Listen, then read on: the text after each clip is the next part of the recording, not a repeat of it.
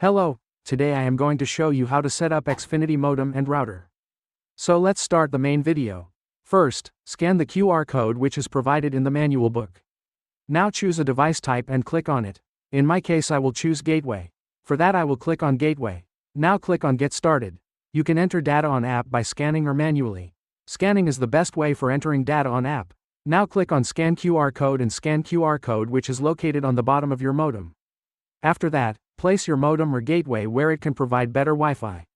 Then click on Next. Now plug the power cable of your modem and click on Next. Now you can see an orange light blinking. Now wait for 5 minutes.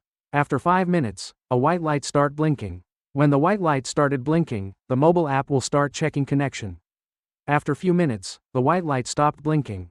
It indicates that it is ready to use. Now app will ask for enter your Wi-Fi name and password. After entering name and password, click on Got it.